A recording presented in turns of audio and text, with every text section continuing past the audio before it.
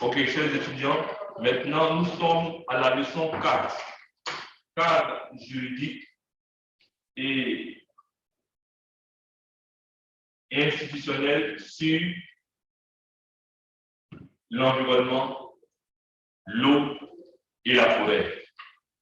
Donc, cette leçon-là est structurée comment? Nous allons donner d'abord les objectifs et nous allons revenir sur les principes.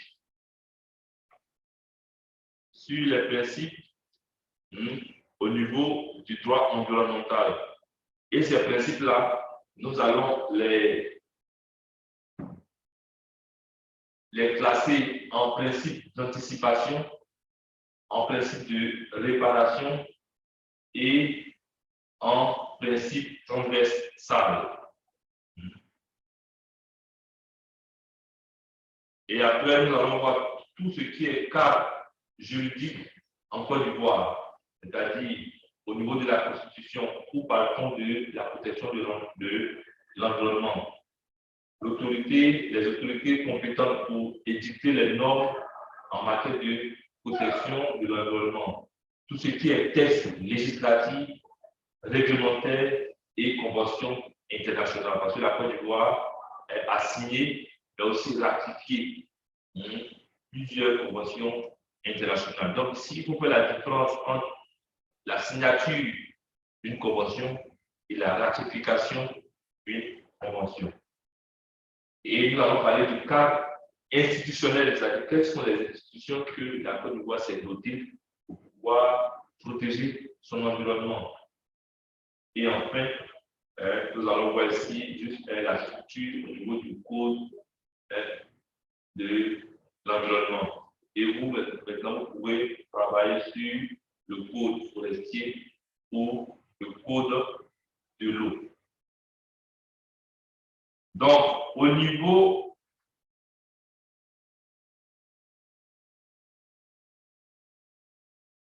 de la Côte d'Ivoire, comment arriver à un moment, la Côte d'Ivoire s'est appropriée en fait, ce droit à l'environnement. Tout a démarré au niveau de la conférence de Stockholm en 1972, qui a été le point de départ où la Côte d'Ivoire a eu un intérêt maintenant pour la protection de l'environnement. Et vous allez voir que au niveau de la gestion de la protection de cet environnement, au départ, ça a été confié à un secrétariat d'État à la protection de la nature. Après, il y a eu le ministère de l'Environnement et il y a eu aussi une commission nationale pour l'environnement. Et depuis 1991, on a un ministère qui est chargé de l'environnement. C'est vrai que les dénominations peuvent varier, mais on a un ministère vraiment qui est en charge. Et au niveau des grands principes qui vont façonner la protection nationale sur l'environnement, on a dit que on peut placer en principe d'anticipation. Ce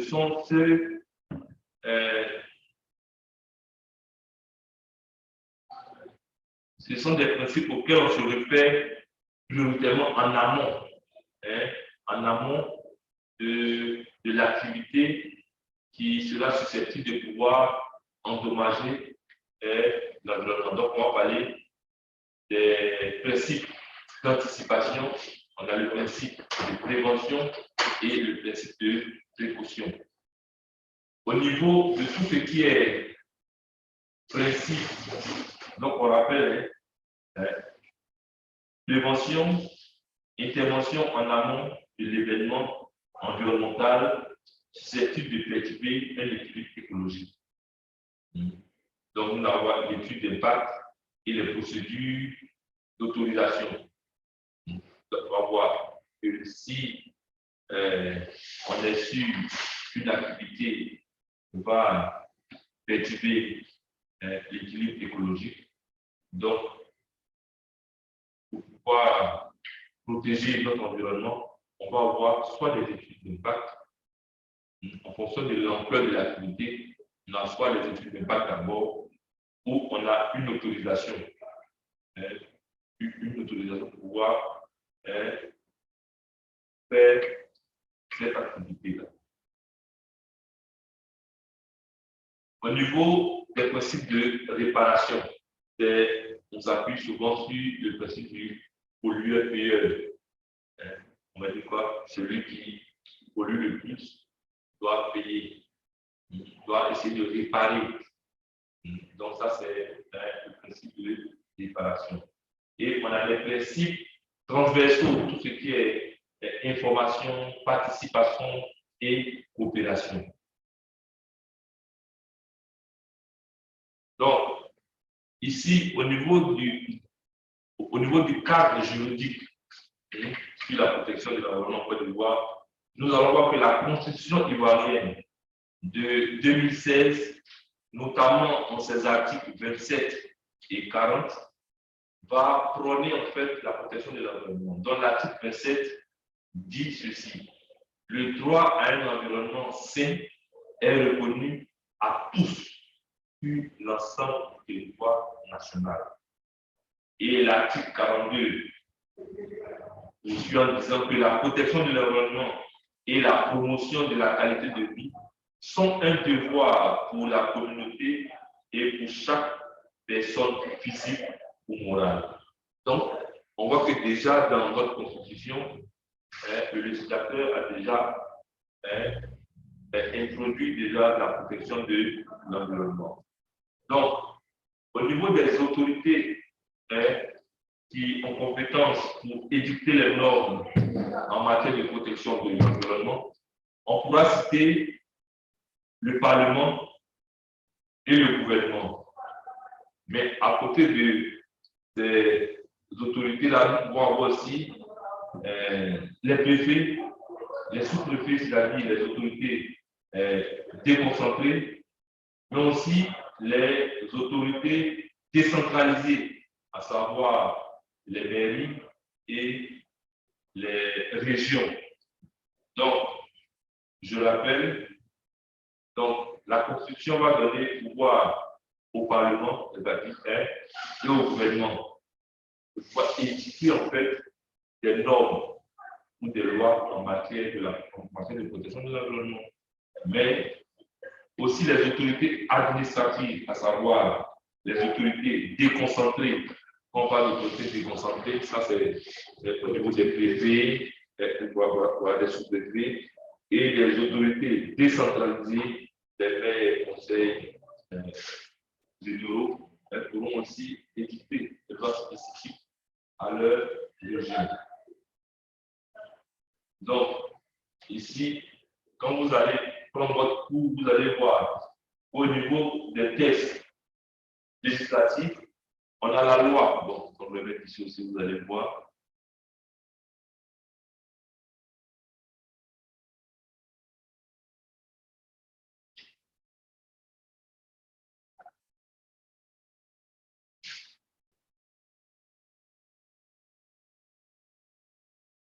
Donc, au niveau des tests législatifs, on a la loi du 4 août 65 relative à la protection de la faune et à l'exercice de la chasse.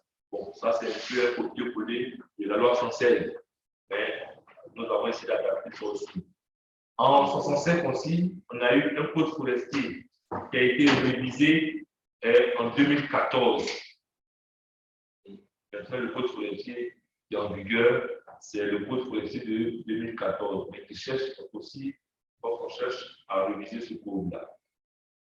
On a aussi la loi de G88 portant sur la protection de la santé publique et de l'environnement contre les effets des déchets toxiques et nucléaires et des substances aussi. Donc ça, ce sont les textes législatifs, ça provient de l'Assemblée nationale. Donc, n'oublions pas que les textes législatifs là, peuvent avoir pour prévenant, c'est-à-dire le gouvernement et le Parlement. Mais comme c'est des lois, on sait que c'est le Parlement qui va toujours, comment on appelle ça, voter ces lois-là. Donc, quand ça vient du gouvernement ou du Parlement, on parle soit de projet de loi, soit de proposition de loi. Au niveau des textes réglementaires, on a eu plusieurs textes réglementaires. Donc, on a eu un texte pour la création du centre ivoirien d'antipollution SIAPOL. On a eu des textes qui vont donner le cadre et la procédure pour les études des facts environnementales. On a eu un décret aussi portant création et organisation de l'Agence nationale de l'environnement andé. Donc, on a eu plusieurs textes réglementaires. Et le plus souvent des décrets, des arrêtés. Au niveau des conventions, la Côte d'Ivoire aussi a signé plusieurs conventions. La Côte d'Ivoire a signé plusieurs conventions et a ratifié aussi plusieurs conventions. Donc, dans le document, on donne quelques conventions qui ont été ratifiées par la Côte d'Ivoire. Au niveau du cadre institutionnel,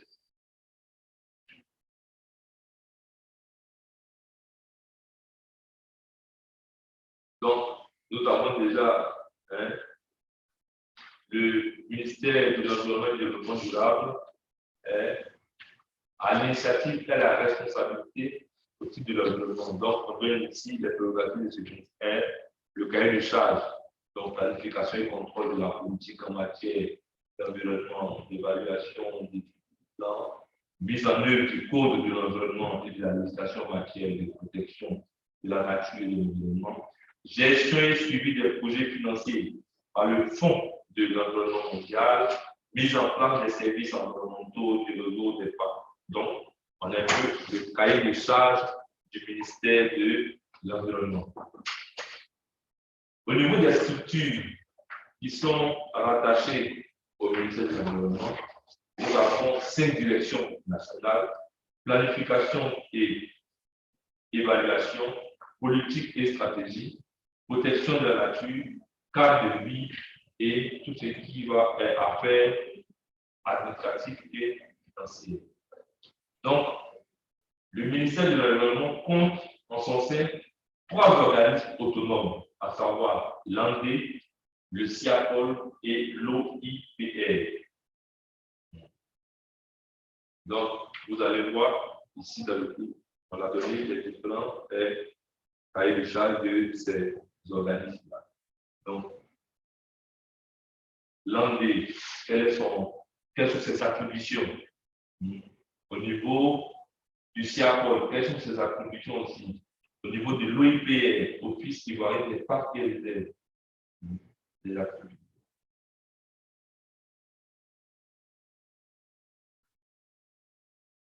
Et maintenant, on vient au niveau du code de l'environnement.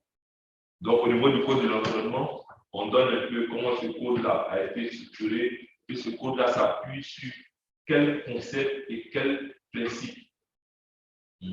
Donc, normalement, vous devez télécharger ce code-là et puis essayer de voir la relation entre le code de l'environnement et votre sujet de master.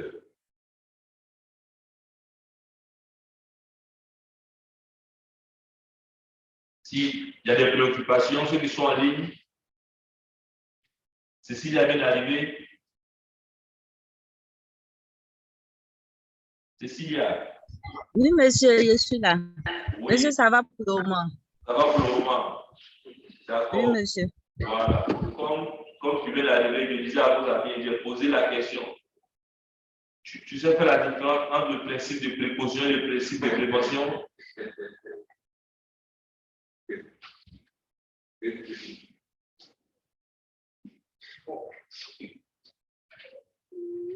Cécilia, on ne m'entend plus, André.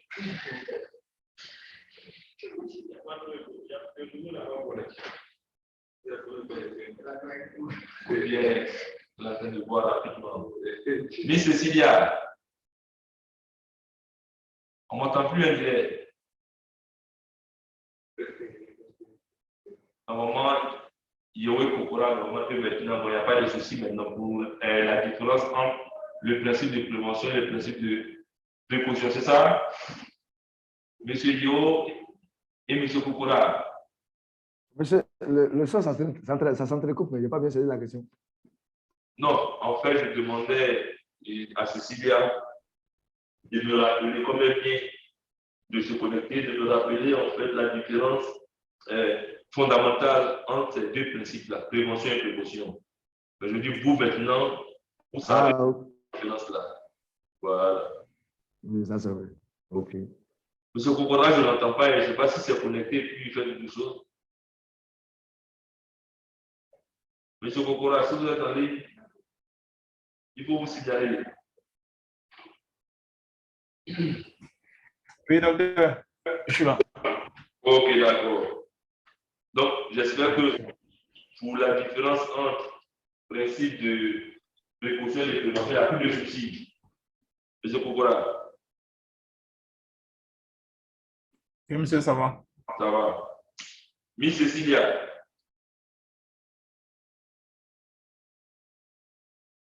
Oui, monsieur. différence entre principe de précaution et de prévention. Vous vous rappelez un peu?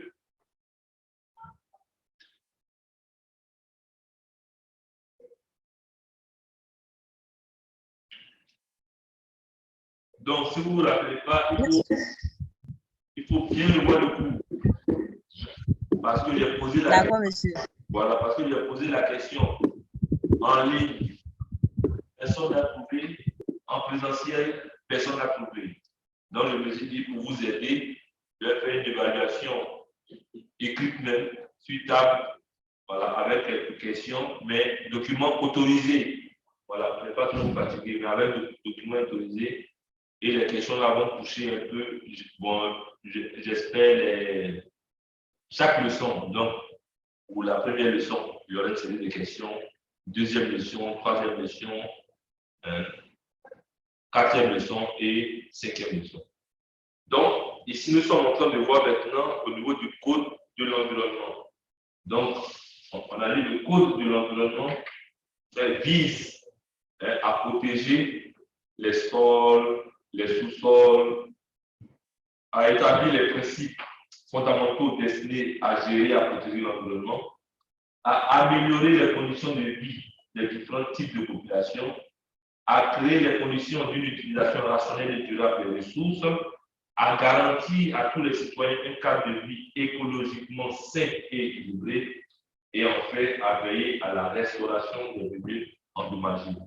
Donc, voici un peu les objectifs du Code de l'environnement.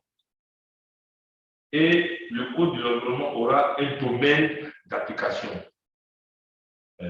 Donc, la présente loi, c'est-à-dire le Code de l'environnement, va s'appliquer à toutes les formes de pollution susceptibles de provoquer une altération de la composition et de la consistance de la couche atmosphérique avec des conséquences dommageables pour la santé des êtres vivants, la production, les biens et l'équilibre des écosystèmes, aussi bien à l'environnement naturel qu'à l'environnement humain. Donc, ce code-là va s'appliquer aussi bien qu'à l'environnement naturel qu'à l'environnement humain. Donc, et après, ici, je donne un peu la structure du code de l'environnement. Vous allez voir que le code de l'environnement est structuré en titres. D'abord, on a les titres. Donc, vous allez voir, il y a 4 titres au niveau du code de l'environnement. Donc, le premier titre est intitulé Définition, objectifs et domaine d'application. Le deuxième titre, c'est l'environnement. Le troisième titre, les objectifs de l'État et des collectivités locales. Et le quatrième titre, dispositions préventives et dispositions pénales. Donc, ces titres-là sont structurés à l'intérieur en chapitres et les chapitres sont structurés en articles. Donc, vous allez voir que le premier titre, comme j'ai dit, vous êtes pas marché.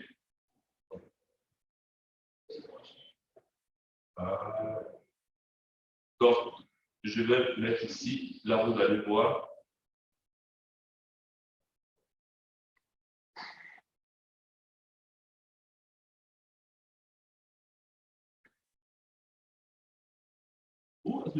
Est-ce que j'ai enregistré? Ok, c'est bon. Donc, vous allez voir que le premier type, définition, objectif et domaine d'application, est composé de, il est composé de combien de chapitres? 3 chapitres. Voilà, est composé de 3 chapitres. Et le premier chapitre contient un seul article. Deuxième chapitre, intitulé objectif, est composé de 2 articles. Et le troisième chapitre, domaine d'application, est constitué de 3, non, 7. On commence à partir de chapitre 3 jusqu'à chapitre 9. Ça va comme il a dit 7 articles. Voilà. Donc ça fait 3, 4, 5, 6, 7, 8 et 9. Donc, on fait la subtraction plus 1. Voilà.